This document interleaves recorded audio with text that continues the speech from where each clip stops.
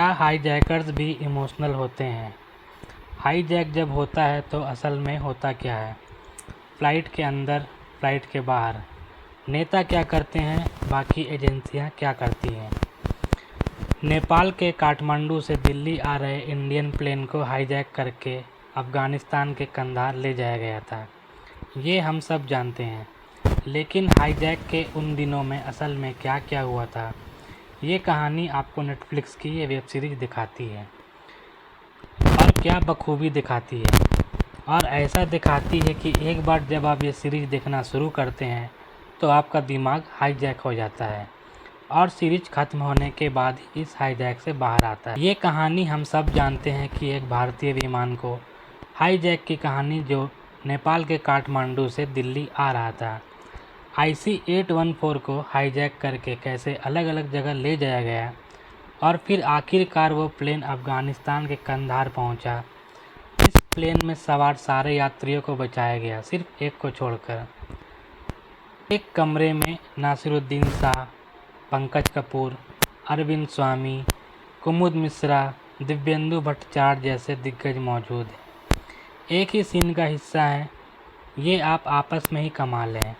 इतने सारे senior talent को एक साथ लाना ही बताता है इस सीरीज़ को बनाने में काफ़ी मेहनत की गई। 6 एपिसोड की ये सीरीज़ है, हर एपिसोड में 31 से 40 मिनट का है, लेकिन इतना फास्ट है कि आप कहीं फास्ट फॉरवर्ड नहीं करते और नज़र नहीं हटाते। कहीं भी बेकार की हीरोपंती नहीं दिखाई गई। सिनेमैटिक लिबर्टी के नाम पर ऐसा कुछ नहीं किया गया जो आपको अच्छा ना लगे। हीरो को ज़बरदस्ती हीरोगिरी नहीं करने दी गई। ये सीरीज़ एक सिंपल तरीके से चलती है, हर किरदार की परतें खुलती है, हर किरदार की अहमियत सामने आती है, हर घटना का बैकग्राउंड दिखाया गया है और उस वक्त के रियल फुटेज का भी कहीं कहीं काफ़ी अच्छी तरीके से इस्तेमाल किया गया है। आपको ये सीरीज़ देखकर इस हाईजैक के बारे में बहुत कुछ ऐसा पता चलता है जो आप नहीं जानते। यह सीरीज़ एकदम परफेक्ट है, आप अगर शुरू करेंगे तो ख़त्म करके ही उठेंगे। भले आपको एडिटिंग पता हो, लेकिन यही इस सीरीज़ की खासियत है। बात करें एक्टिंग की तो इस सीरीज़ में एक से बढ़कर एक दिग्गज एक्टर है। नसीरुद्दीन शाह, पंकज कपूर, अरविंद स्वामी, कुमुद मिश्रा, दिव्येंदु भट्टाचार्य, ये सब पायलट के किरदार में चमकते हैं। उनकी खासियत यही है कि उन्हें पता है कि कहाँ कितनी हीरोपंती दिखानी है और कहाँ अंडर प्ले करना है। यहाँ वो अपने किरदार को शिद्दत से निभाते हैं और अपनी एक्टिंग का एक और नायाब नमूना दिखाते हैं। उन्होंने अपनी इमेज ऐसी बना ली है कि उनका नाम जहाँ जुड़ता है वहाँ अच्छे कंटेंट की उम्मीद लग जाती है।